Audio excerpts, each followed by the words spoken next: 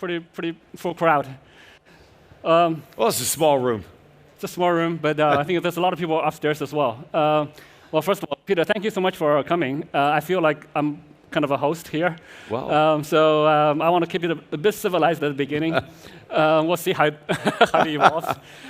So first of all, I want to thank you for taking your time to come over here. And I think it's very courageous of you to step on this stage in this crowd. It feels like there's definitely a home court advantage for me here.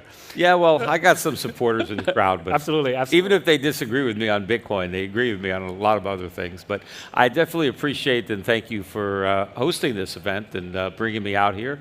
And at least you had the courage. I mean, I've been, trying to get Michael Saylor to debate me for years, and he's afraid. But no. you've got no problem. I can arrange that for later tonight. Try. Is he still in town? He is. Oh, he is all in right. town. Yeah. So I want to give you a little bit of opportunity first. I know you're doing a eventually you will do a tokenized gold, like a project, right? Yeah, that's how this whole thing got started. Because I was talking about that on a crypto podcast that I guess you happen to see it. Yeah. But yeah, so I have, my website is tgold.com. So the T actually is for tokenized gold. Yeah. I was actually surprised Tether never grabbed that URL, but anyway, I took it. So it's tgold.com. And right now, if you go to tgold.com, you can buy physical gold and silver. Yeah. And we store it for you. Yeah. And ultimately, people who own gold and silver in this form, and it's segregated and vaulted. It's not commingled. It's not, it's allocated gold, not unallocated gold. So you own it. It's stored, in a vault. But ultimately, there'll be two ways that you can withdraw your gold. Other than sell it, you can sell it and just get dollars. But one way is to withdraw in physical form. Mm-hmm. You can take delivery of bars or coins in whatever denomination that you want, or you can also take delivery in the form of a token. Yep. And so when you take delivery of the token, and now you can deposit it in your wallet or put it on an exchange to the extent that we get it listed on an exchange, but you can withdraw the token, right? And what the token represents is ownership of gold. Yep. You own the gold, it's in a vault, but the token is the evidence that you own it. Like if you check, your coat and they give you a claim check, the claim check isn't a coat, but it's redeemable in a coat. Sure. And so the tokenized gold now is your ownership of gold. But if you want, you can transfer that token or any portion of it because it's divisible. You can transfer part of that to somebody else. And now that other person owns the gold. And so you transfer the ownership of the gold rather than the physical gold. The gold sits in a vault, but the ownership can change hands. And now you can use your token as a medium of exchange. And so now you have a viable monetary unit that is a store of value because it's backed by the gold that's in the vault that anybody can take delivery of.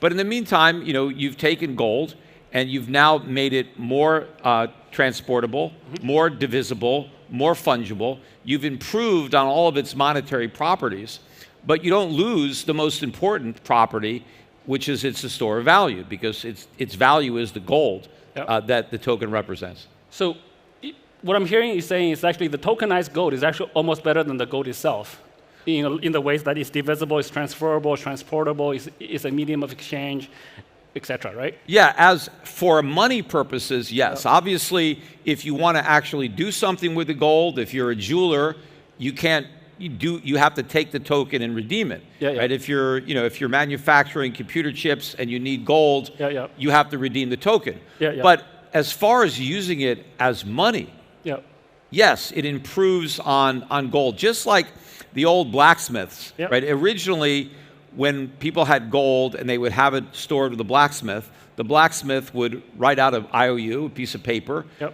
which could then circulate in place of gold because it was more convenient. And that was currency. And when governments started currencies, they were legitimate because they were backed by gold. So instead of engaging in commerce with the gold, we used paper currency.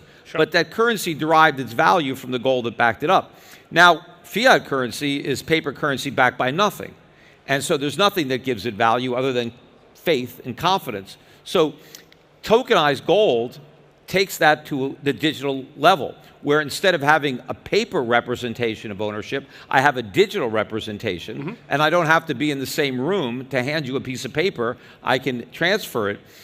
But what Bitcoin is like the fiat currency, because it's backed by nothing, right? Whereas a tokenized gold is legitimate because it's backed by something. It derives its value from gold. Yeah. Bitcoin derives its value from confidence, from faith. If people think it has value, then they're willing to buy it.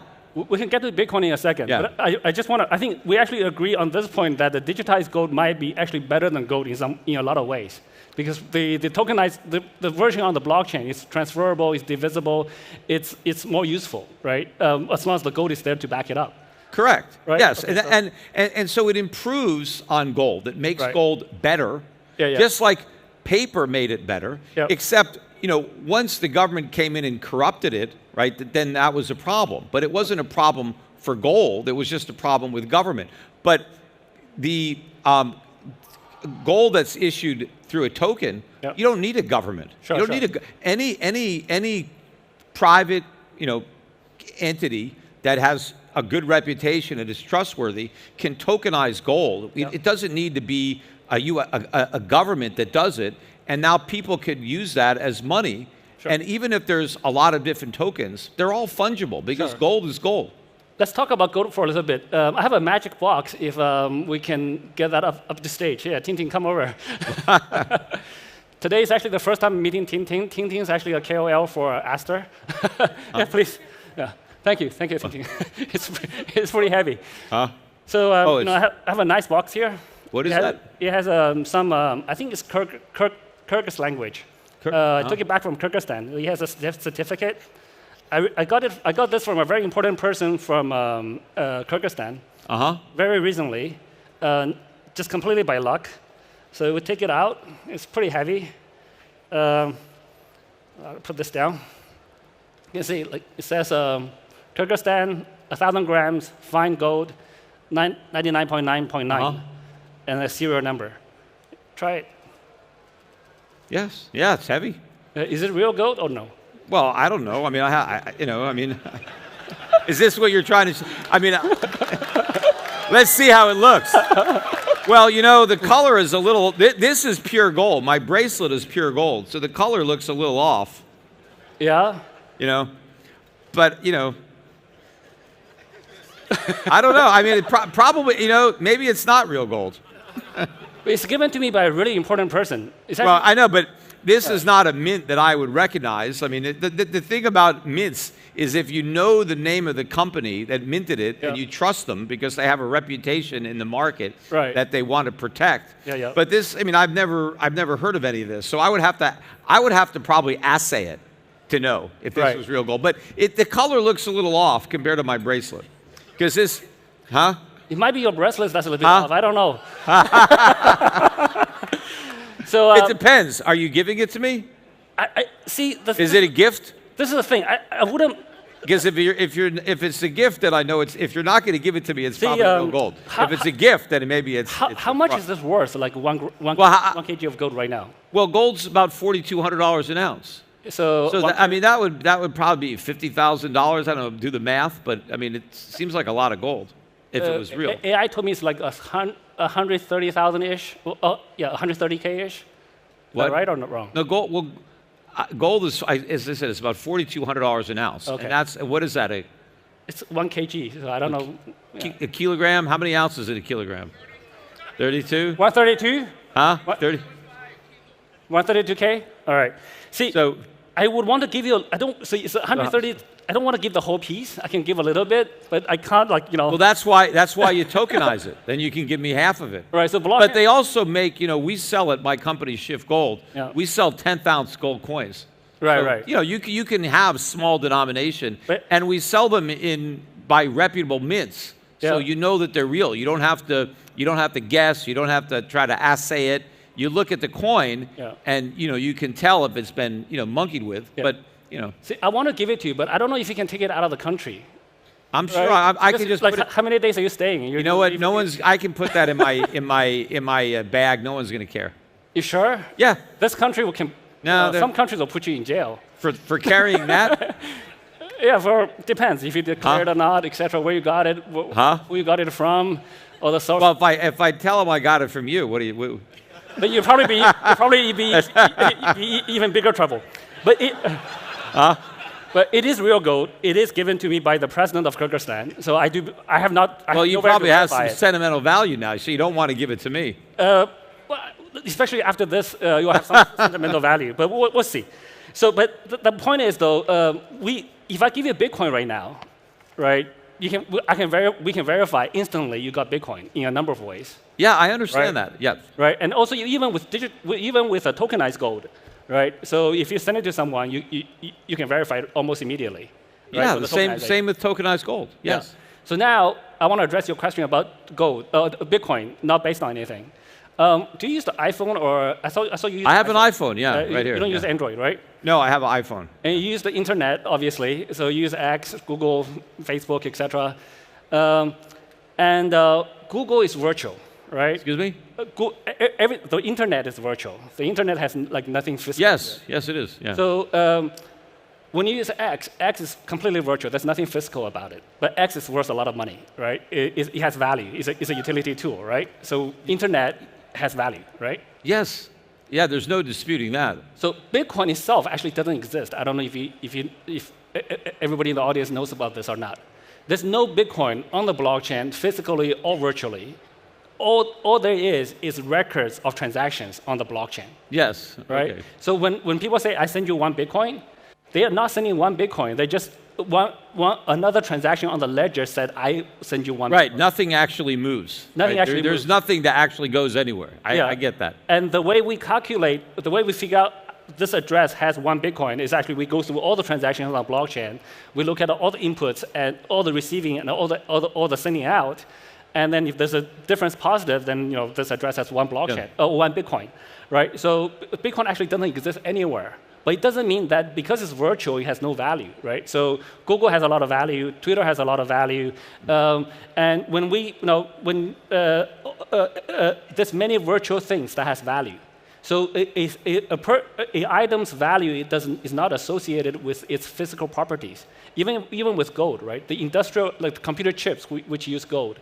The value of gold is much less than the value of the gold we give because it's a rare commodity, precious metal, right?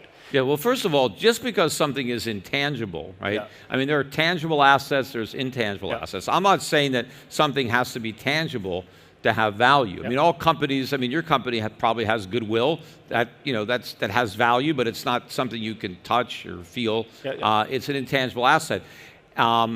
And what makes Bitcoin worthless, as far as I'm concerned, is not the fact that I can't touch it or taste it or smell it. I guess I recognize that things can be intangible and have value. It's that you can't do anything with it. It doesn't have a utility beyond the fact that, yes, I can transfer it to you and you can transfer it to somebody else. And the whole methodology, the way it works, yes, it's very smart. The way the whole system is set up, I understand that. But at the end of the day, when I transfer my Bitcoin to you, I've transferred nothing. I have nothing, I give you nothing, right? When I transfer tokenized gold to you, I've transferred gold. I've transferred the ownership of the gold. And what gives the gold the value is what you do with it as a metal. Gold has properties that other metals don't have, that other elements don't have. And it's needed. There are, industries that need gold. They must buy gold. They can't substitute copper or another metal. There are things that only gold can do, and companies need gold. Now, because gold is scarce, there's not just an abundant supply of gold. Because it's very valuable, but there's not a lot of it, then it's going to have a high price just by supply and demand.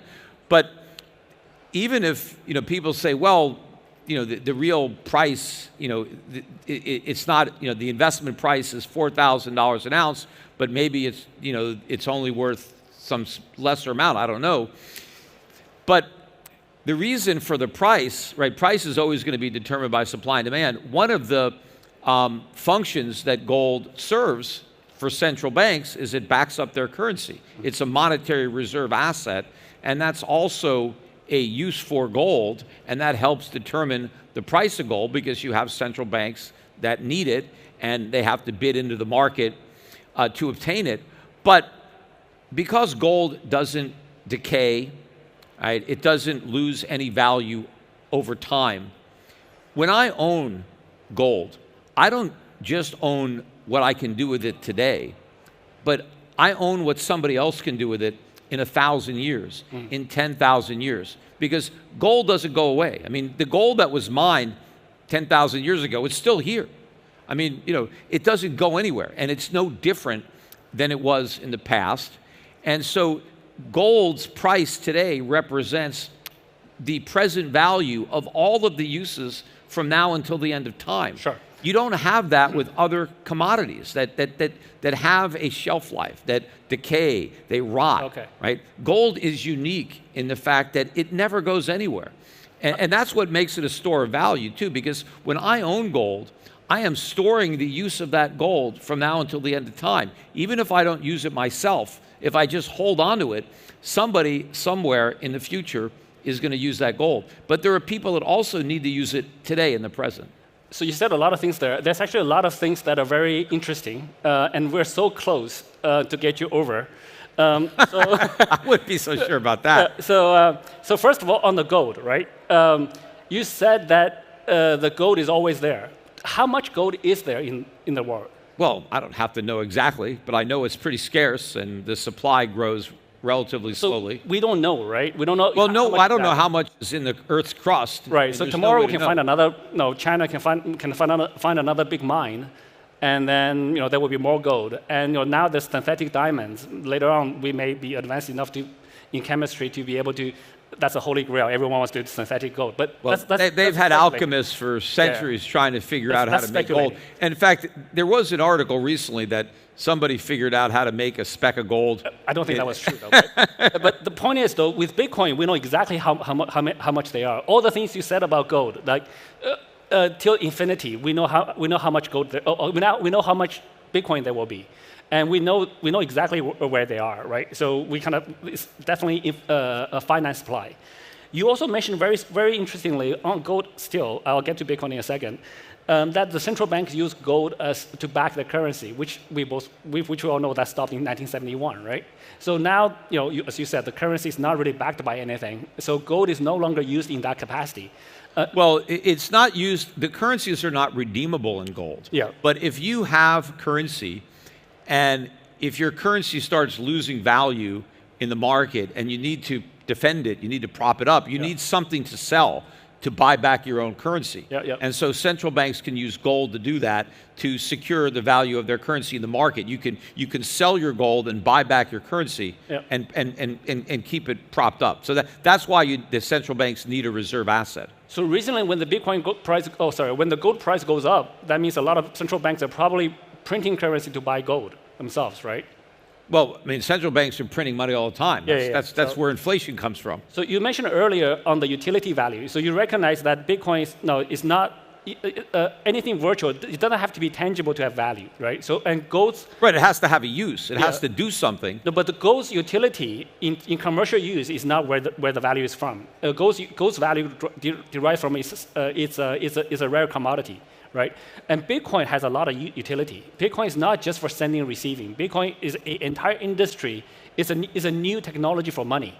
No, it's not a new technology for money because it's not being used as money, and it's not really money because it's not a commodity. It's not money by definition is going to be the most liquid commodity. And Bitcoin doesn't really qualify, even though the government might classify it as a commodity. So there's different definitions for labels. There's a label for money, and there's a label for value, right? Bitcoin is a $3 trillion asset, and it's still growing. Right? Well, so Bitcoin has a price. I mean, there's no arguing that it has a price, but it has a price because people want to buy it, and because a lot of people who own it don't want to sell it because they think the price is going to keep going up.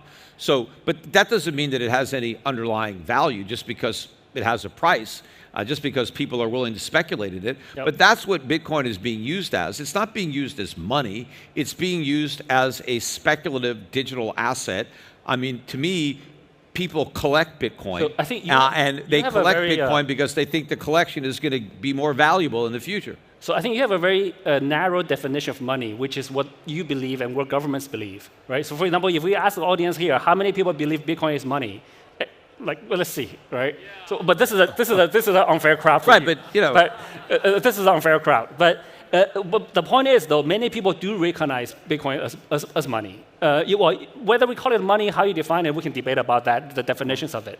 Well, nothing is priced in Bitcoin, so it's not a unit of account. When pricing is relative, though. Like, we can reverse calculate. Like the price of US dollars in Bitcoin is 0.00. No, but that's like an exchange rate. But I'm talking about merchandise, people that are selling goods and services, which would include, labor. Nobody quotes wages or prices in a fixed quantity of Bitcoin, right? You're not going to. It doesn't happen anywhere. To the extent that even somebody was to get paid in Bitcoin, they would have a salary in dollars or in euros, and then when it came time to get paid, they would try to figure out how many Bitcoin they need to equal that number of dollars or number of euros. It's not a unit of account like money, and it's not being used as a medium of exchange. But most of the Bitcoin, it's like traded on Binance, and people gamble with it. They buy it and they sell it. They day trade it or they hodl it, but they're not using it. I mean, as a medium of exchange, it's not a unit of account, and it can't be a store of value because you can't store what you don't have. Just because some things prices fluctuating doesn't mean you couldn't get paid for it. I got paid in salary in Bitcoin in 2014. So 11 years. What was your salary? Was like, I don't know, wasn't that high. It was like 100K-ish at that time. No, you said it was in Bitcoin. Was your salary a quantity of Bitcoin? Well, as you said, we'll rebase every month, right? But yeah, but that's not the same thing. If it was money, somebody would have to say, my salary is 1/10 of a Bitcoin, a month, and that's all I get. I get that Bitcoin, whether it's up or down. That's my salary. It's fixed in Bitcoin. I can actually show you a number of contracts that Binance has. We do it in Bitcoin, right? So, for example, one of the early investors or business partners that want to exit, we said, look, we're gonna give you this much money. You can take in US dollars or you can take in Bitcoin. And we fixed the Bitcoin at that time, and we hold that. Oh, you fixed the price. We fixed it in Bitcoin, and that person got a lot more Bitcoins over time. The same number of Bitcoins, but Bitcoin's value went up. Right. But that's a unique situation where you have somebody who wants Bitcoin as a Bitcoin investor, and they want to get. It's a small number, but people.